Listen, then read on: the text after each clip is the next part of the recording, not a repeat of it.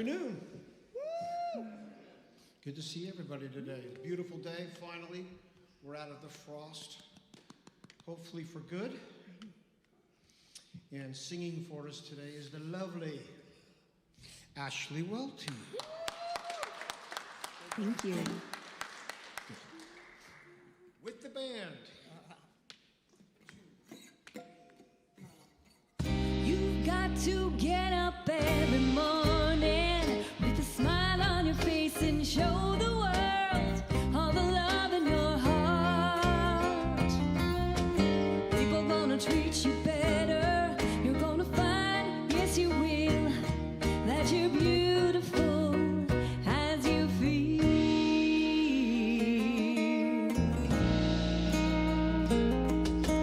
Waiting at the station with the workday wind blowing, I've got nothing to do but watch the passers-by.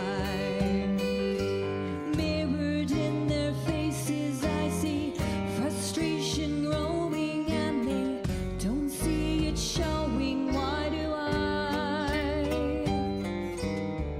You've got to get up every morning with a smile on your face and show the world all the love in your heart. People gonna treat you better. You're gonna find, yes you will, that you're beautiful as you feel.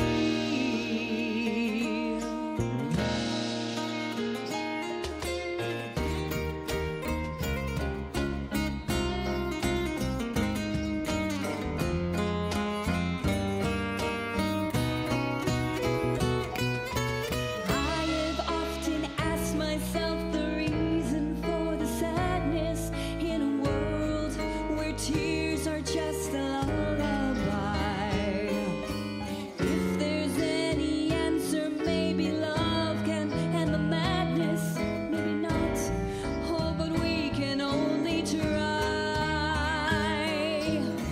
You've got to wake up every morning with a smile on your face and show the world all the love in your heart. People gonna treat you better. You're gonna find, yes you will, that you're beautiful. Yes, you're beautiful. You're beautiful as you feel.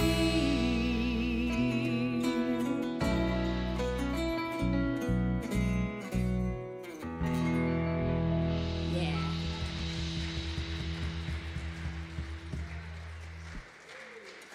Thank you, Ashley. Good morning. I am Marietta Carter. I'm your host today for today's service. It's my pleasure to welcome you to the Center for Spiritual Living Nashville.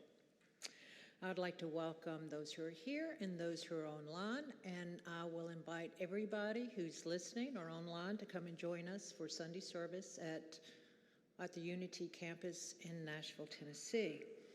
Today, it's my pleasure to welcome Reverend Gregory Fisher to our stage as our guest speaker. Yeah, go ahead, give it up. The title of his talk is God Dreaming. We are also very excited to have Ashley Welty back to our stage.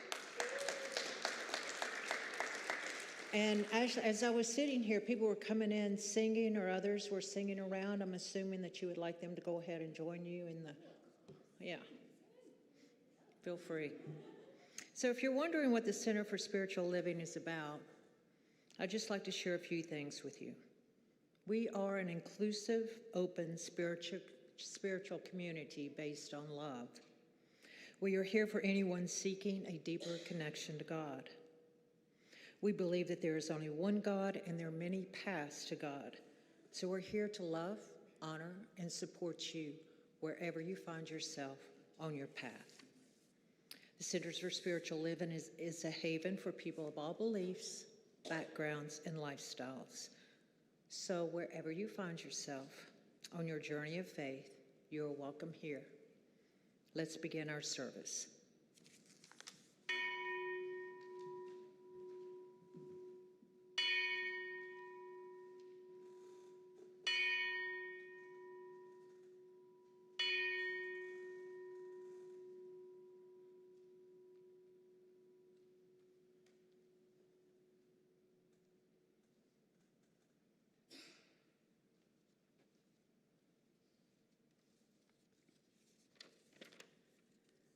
Good morning. I'm Dr. Elaine Benson, and I have the reading this morning, and it is from the book The Four Agreements by Don Miguel Ruiz, and it's pages 1, 4, and 5. You are dreaming right now, in this moment. You are dreaming with the brain awake. Dreaming is the main function of the mind, and the mind dreams 24 hours a day. It dreams when we are awake, and it dreams when we are asleep. The outside dream hooks our attention and teaches us what to believe. As children, we didn't have the opportunity to choose our beliefs, but we agreed with the information that was passed to us from the dream of the planet via other humans. The only way to store information is by agreement. The outside dream may hook our attention, but if we don't agree, we store that information. As soon as we agree, we believe it, and this is called faith. To have faith is to believe unconditionally.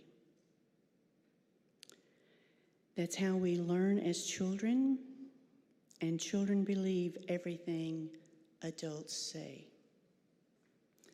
So if you will now join me for our opening prayer.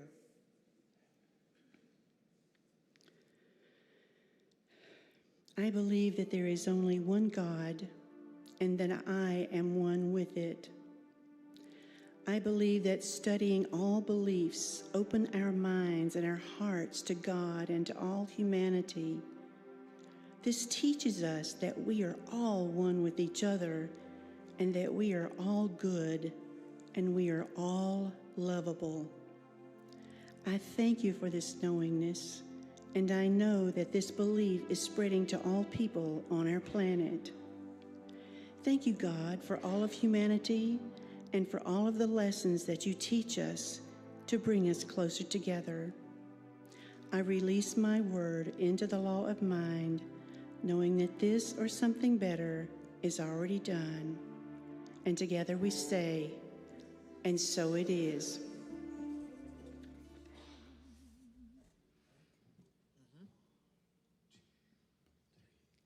Where I am,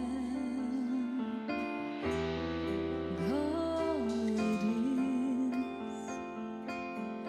Where I stand, God is standing strong. Where I breathe,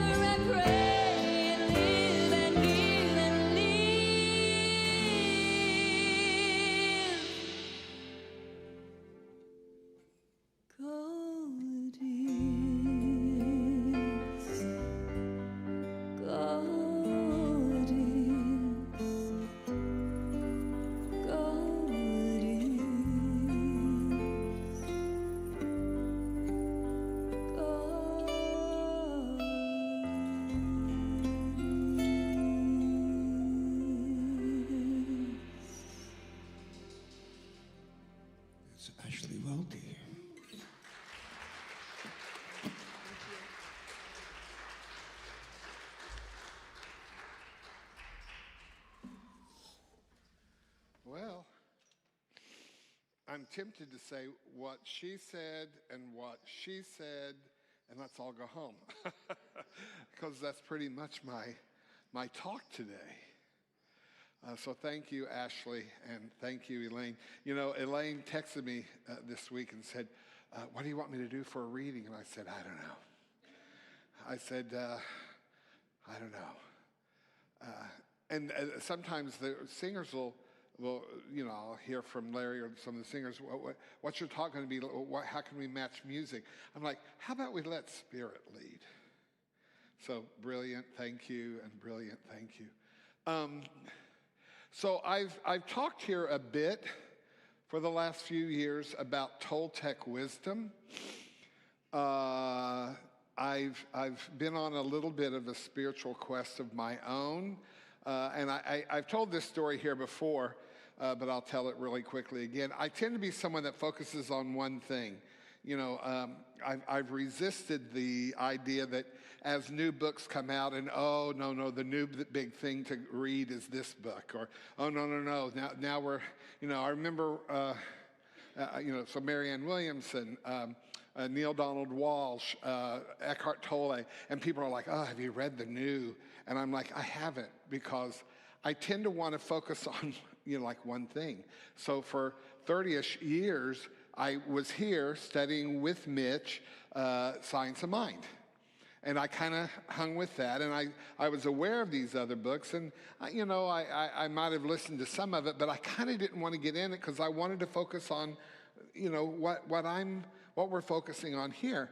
Well, so a few years ago, a colleague of mine who was very involved with the Toltec wisdom, and with a teacher, Jenny Gentry, and these journeys that we take to Teotihuacan, Mexico, which was the ancestral, you know, ancient home of the Toltecs. And so, of course, that then becomes Don Miguel Ruiz, who wrote the book, The Four Agreements, which is most people's introduction into Toltec wisdom, and most people stop there, and that's fine. But I kind of wanted to explore that, and I had the opportunity to, and I'm looking at the faces of some other people here that have gone with us as well. But I've ended up going over the last 2.5 years 6 times, and I think I'm done. Just, I don't think, they're going again in March, and I don't think I'm going this time because I'm ready to say, okay, what's next for me? But the wisdom that I got from the Toltecs, I think, will remain with me for a while. So back in December, I taught the 4 agreements, so based on the book, but also sort of the bringing in also the things that I've learned that really expounded on that book. And so today, I kind of feel like, and some of you may applaud, but please don't, because it'll hurt my feelings. Today might be my wrap-up on Toltec stuff. I feel like it kind of, okay, I might be done with this era, and who knows what'll be next. But I could be lying too, so don't hold me to it. The title of the talk is God Dreaming. And you heard in Elaine's reading the distortion. The distortion. See, here's what happens. There's a dream. The Toltecs were big on this idea of we're all dreaming all the time, you know, and it's how we believe the dream and how we let it influence our lives and how we act and what we think and what we feel and what we believe, and especially what we believe about who we are. See, this dream, and it's influenced so much by the dream of the planet, right? This sort of collective dream that we've all bought into. How did we buy into it? Someone taught it to us. As children, we were told, here are the things. You know, it's interesting. Most of us, and I'm not going to say us that are in the room, I'm hoping, but most people that are out there have an inherited spirituality, meaning they haven't really pursued or had a spiritual experience of their own. They've inherited a spirituality from their parents and from their parents' parents. So there's this legacy spirituality. And that's, they come to believe that, and many of them will defend it to their dying day, having never really experienced the opportunity to question it.